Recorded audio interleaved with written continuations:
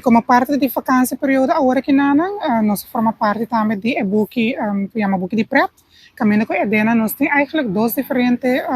atividades, onde nós está scavenger hunt, que bota aí QR code, bota scan a QR code, então que nós bota by mesora riba a website de banseiro aruba.com, e nós bota aí toda a informação, e também nós temos atividade caminho com a maior não por registrar na Yunnan, para não poder riba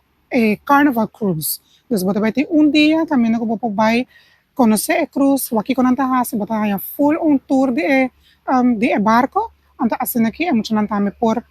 aí essa aqui, está cupo tá limitado, minuto seguro ainda se está full yen, pero me sabe que se man passa a abrir cupo para pôr a registrar para essa aqui, so essa é duas atividades na eigenlijk que a Aruba Tourism Authority assim, aí que não para nós muito não, para durante de vakantie período, que não portamente algo de hase, e está eigenlijk ativo e também algo educativo para nós. Scavenger Hunt, vou bij gewoon op nosso website, panseiraruba.com, e também nosso Facebook page, tem toda a informação arriba.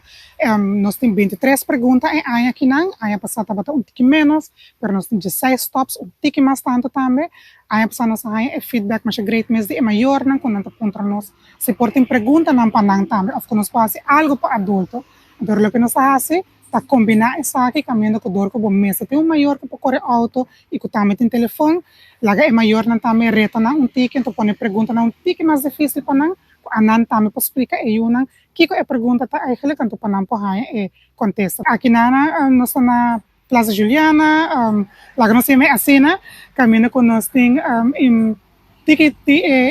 duas perguntas segundo tocante de história e também que aí ele plaza aqui tá para pé. Dus busquei, anterior bem que não, cara mano nos potret, cara mano nos vídeo, pues esse também tudo no extra ponto. Bem, aí que não nós temos também alguma pergunta, bonus questions, mas nós temos que eigenlijk tu nabo oportunidade que botem quase algo extra, babohaya ponto extra, então assim também bota cai bem a premiação eigenlijk. Dus onde não que nós temos upgrade tá, que tem uma pergunta na biblioteca também de San Nicolás, pero essa aqui querendo que botem com 30. Dus ito un reto, pa subutin ko ba waki o biblioteca abrir, então vou vai você nós não quer ser sumamente fácil. Dus esse também onde quando nós tabisa ito dona é hora portar muita coisa dentro da biblioteca ainda, tá dona é chance também para conhecer a biblioteca de San Nicolás. Dus essa aqui tá algum de é quando nós trece aí que não mais interação